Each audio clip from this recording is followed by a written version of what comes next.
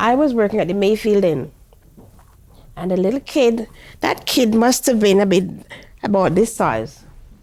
He went by with his parents because I'm cleaning, and the little kid said, "Nigger," and the parents, they laughed. Yep. So you tell me what part of that is not racism? And I was on the bus one day, and there were two little boys on the bus going home from school. And one said to the other, "Don't look in their eyes, you'll get sick." Oh yeah. Racism is very much here. So anybody saying that we don't have racism in Canada, that's a lie. Because people, some certain kind of jobs, you get the job because of the color of your skin. There are people that are overqualified for certain jobs, and they go for the interview because before they phone, they thought they were, when they see the color is different, so everything changes. So racism is here. As immigrants and colored people, we have to fight hard for whatever we have. Canada is a big country where education is very important, whether here or anywhere at all.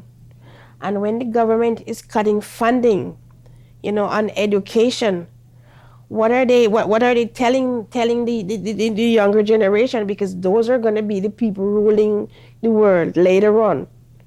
We cannot have dummies ruling the world. We need enough funding for education. The teachers are under stress.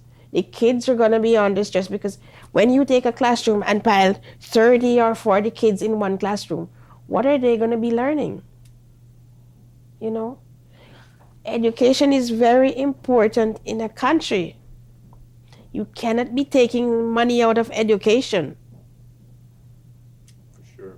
Because it's bad enough as it is that a lot of kids just take it for granted here. But when there's none at all, what are you going to expect?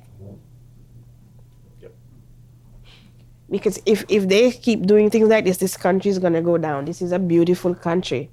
And we really don't need this kind of problems here, because some of the schools are already in shambles. They need upgrading or new schools or whatever. Teachers are doing whatever they can, but, we need voice. We need a voice. We need to fight this government somehow, We need a weapon because this government is not listening. Healthcare is important in every country. And I don't see why Canada have to be in that situation where funding has to be cut.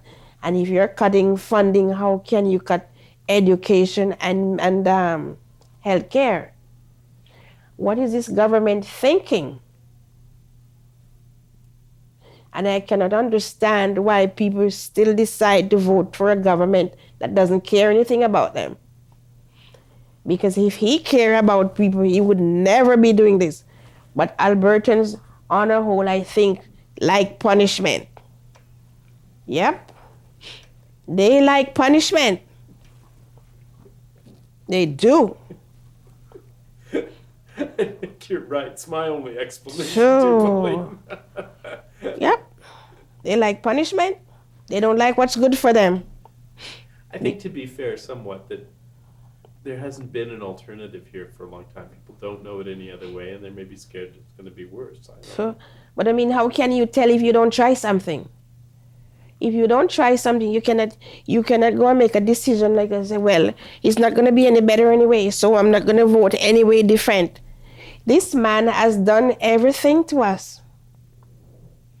And he's laughing in our faces. And he doesn't care, because I read documents about the learning minister and whatever, and there was a story in the paper, and he was not willing to talk to reporters. He'd rather talk to parents.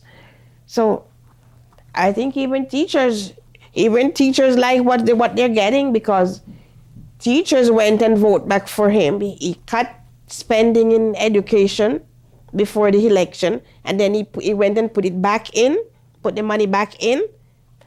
So he's just playing them. That's what he's doing. He have them at his mercy. And then he came in with the rebate. So as soon as an election is near again, there will be another rebate and they're going to fall for it again.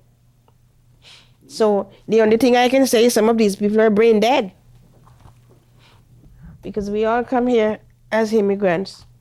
We come here for one thing, looking for better life. We don't want to return to what we had, like home. We want surety, we want, what can I say?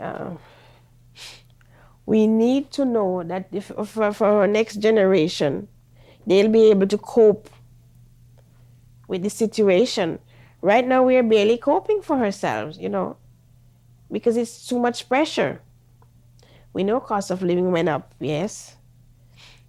There are jobs, but if you don't have education, we all will be doing the same thing. It's like returning to slavery. We don't want that anymore. Because the government is just rubbing everything in our face and say, well, what are you going to do about it anyway? It's not good enough.